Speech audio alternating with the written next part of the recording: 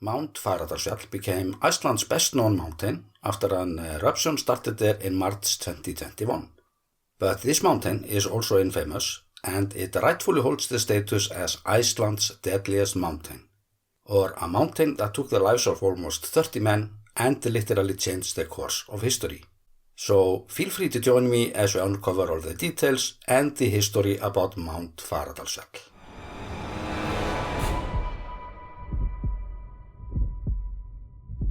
Before we jump into the time machine, I want to say that this video is dedicated to the British and American troops who were stationed here since 1940 and until the base was closed in 2001.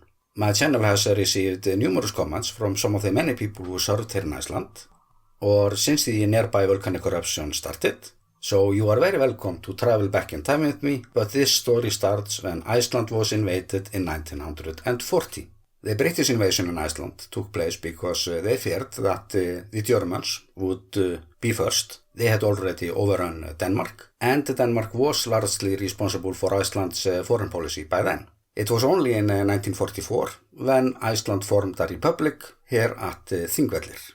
Shortly after the invasion, it became clear that Britain needed their troops elsewhere. So they requested that the US forces would take over the occupation of Iceland, and the US agreed to do so in June 1941. When the British troops invaded Iceland, there were no usable airports here. Commercial aviation was at its very early stages, mostly using seaplanes or very small aircrafts that required short runways. And this meant, of course, that the Brits had a lot of work in front of them.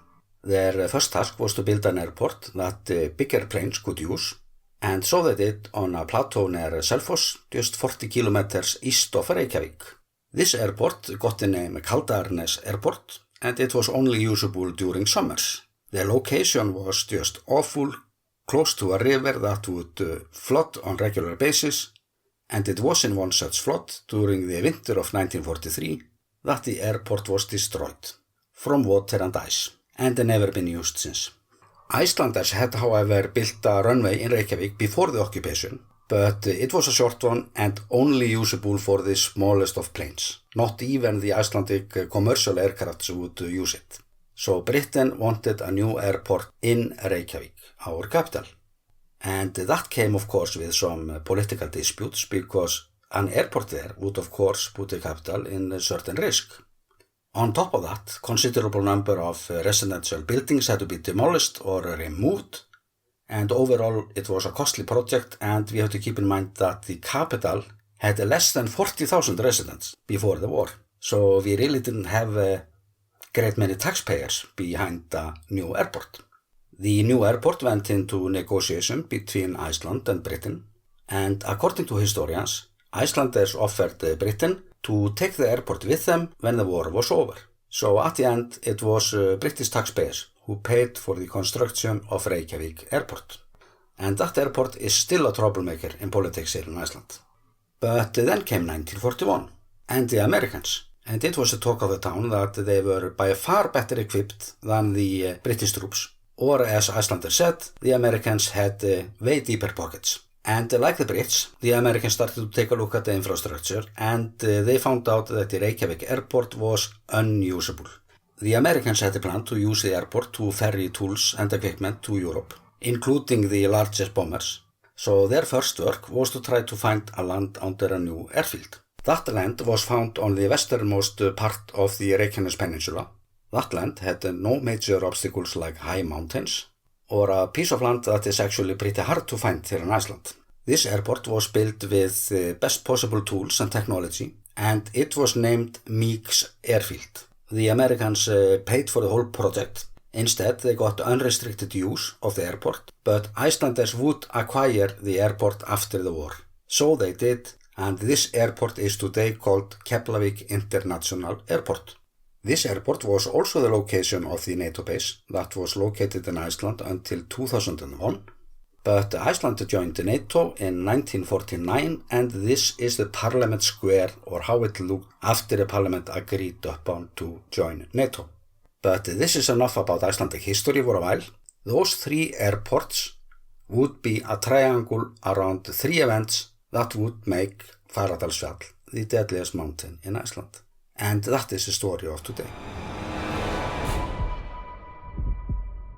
It is April 1941. Sunderland seaplane was returning to Reykjavik after U-boat patrol flight from Iceland. The weather was bad, it was low ceiling, heavy rain and poor visibility. The crew failed to locate the landing site and the seaplane would fly almost directly into a hill. The pilot noticed Mount Fagradalsfjall just before the impact. He managed to lift the nose a little bit, just enough so the plane would not make a direct hit into the hill. The plane caught fire and it was totally destroyed. The co-pilot of the plane was thrown out of the cockpit through the roof, and despite the fact that there were explosives in the wreck, he went to help his comrades, but some of them were seriously injured. He treated their wounds, noticed a light far out, and started to walk 20 kilometers over rough lava to the nearby coastal town Vogar. And it was from that town where he could call for help. According to sources, one crew member died at impact, 2 others died from burn wounds on hospital later on, and the rest of the crew, 10 men, they were more or less injured. And since I know this region pretty well, I think it's another miracle that the co-pilot walked this way. And here we can see a part of the route that he walked, and I would say that this walk is a story of its own. There are still some remains of the Sunderland plane on Mount Fagradalsfjall. It is located here, but you can see that it is located very close to the ongoing volcanic eruption that is taking place here. And when we move a bit south, we have another plane wreck on Langiryggur, Long Ridge, but it was only 7 months later that a Mariner seaplane would hit it. That plane was a part of a mission that was protecting a convoy southwest of Iceland, and due to weather, the planes had to abandon the mission too early. They returned home and the weather got even worse on the way back. To help the Mariner seaplanes back home to base, but it was 4 of them, the American warship USS George E. Badger was located near Reykjavik, and they started to send radio signals because it was fog and low clouds, as bad as it gets. 3 of the 4 planes made it home to Reykjavik, but one of them crashed into Mount Fagradalsfjall. All 12 crew members died instantly, and the Icelanders who came to the scene to help described the scene as horrible.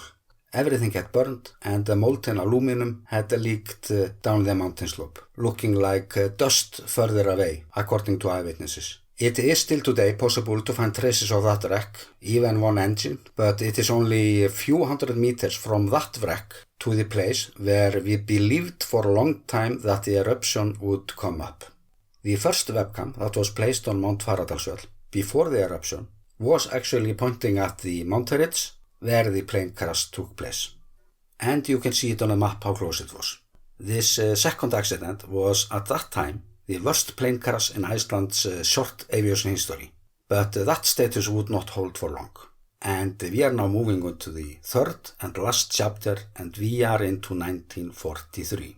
This part of the story starts with the legendary B-24 Liberator, named Hot Stuff. The crew of that plane had completed 31 successful missions, and it was the first crew to complete 25 missions. As a reward, Hot Stuff was chosen to tour the US to help with sales of war bonds, and it was scheduled to fly to the US with a refueling stop in Iceland. The flight plan would however change as they were preparing to leave England, but General Frank Maxwell Andrews joined the crew. General Andrews knew the captain of the plane, Shannon, and he chose to fly back to the United States with him. General Andrews was at that time the commander of the European Theatre of Operations, and it was on 3rd of May 1943 that Hot Stuff took off from Bowington in England with General Andrews at the control and Captain Shannon beside him. The B-24 did not stop in Prestig as planned, and at 10 o'clock the weather report was radioed to Hot Stuff and it showed conditions unfit for flying. The situation in Iceland was solid cloud covers at 800 feet, rain, poor visibility and ice forming at 1000 feet. Despite of this, the crew decided to continue and they reached the coast of Iceland at 1:49 p.m. The weather in Iceland was just as bad as predicted, and to make matters worse, the plane's radio stopped work, possibly from icy antenna, but the plane lost all contact with the ground bases. It was by 2:38 p.m. that the plane reached the British airbase at Caldanes. They circled the field 5 times and requested permission to make an emergency landing by dropping red flares. Caldanes shot up green flares, signaling permission, but the hot stuff crew did never notice them. They flew west by the coastline toward Meeks airfield. Half hour later, the plane was heard from Meeks airfield, but the crew wasn't able to see the runway and headed back for Caldanes. Reykjanes airport was also out due to poor visibility. Only minutes later, after flying through a cloud formation that blinded the captain, hot stuff crashed into Mount Fagradalsfjall. There was only one survivor, and that was George Iceland, the shooter in the rear tower. He was, however, stuck in the wreckage, and the remains of the tail section were crumpled around him. There was a fire that broke out on impact, but it was heavy rain that extinguished it. And according to interviews with Iceland, he never lost consciousness, and he was sure for a while that the fire would get him. It would then be 26 hours until the plane wreck was found, making the story of George Iceland actually a story of its own that deserves full attention. And it can be found online with many other details that deserve to be kept alive. The reason for this crash was first and foremost the decision to take off to Iceland knowing that the landing might be impossible. Loss of radio signals was of course a contributing factor, but none of the crew had ever been to Iceland, so there was limited or no local knowledge aboard the plane. According to George Iceland, General Andrews flew the plane most of the time, but he added that he did recognize the distinctive flying style of Captain Shannon and stated that Shannon took the controls from General Andrews before the plane crashed. But I'm not going to dive deeper into the reasons and leaving that idea for some of the many video makers who are doing air crash investigation videos, because this crash is in a way a material for a movie due to its many angles and the new fame of Mount Fagradalsfjall, of course. But the biggest part of this story toward the history of mankind is of course that General Andrews, and may have been going back to Washington to be promoted to 4-star general and possibly assigned to lead the Allied invasion to Normandy. So this subject is raising many questions, like what if General Andrews would have lived? What would it have meant toward Eisenhower? So if there are any history buffs here, I would like to hear your comments about it. And also if there are any aviation buffs here, because I've never seen this story covered from that perspective. So this is in a way the perfect subject for the question what if? I myself is not an expert in American history, nor in aviation, so I'm not gonna take that deeper than I've done. My plan was first and foremost to bring this story to life again, since we had this volcanic eruption so close to those 3 plane wrecks. But before this accident, the B-24 had beaten remarkable odds and survived more combat missions than any other bomber at this time. So it was already a legend. And running out of luck in collision with a mountain in Iceland is ironic ending, I must say. We have, however, made some efforts in Iceland in order to keep the story alive, to honor the memory of those who perished there. And it was in 2018, 75 years after the plane crash, that this monument was placed near Fagradalsfjall with a replica of the plane. There are still some remains of the plane that can be found on the actual crash site. It is located here, and this is a known hiker's route, and to the best of my knowledge this place has been treated with the respect that it deserves. And only a bit further east we have the 4th plane wreck.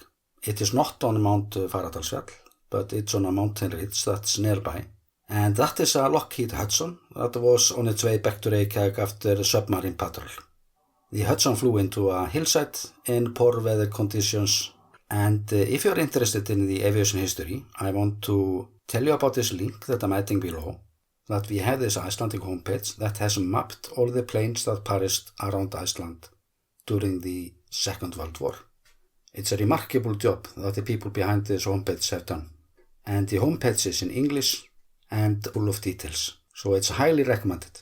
But as for me and this channel, this was a kind of side story to the ongoing volcanic eruption that's taking place in Mount Fagradalsfjall, an eruption that I've been covering for the last weeks of passion.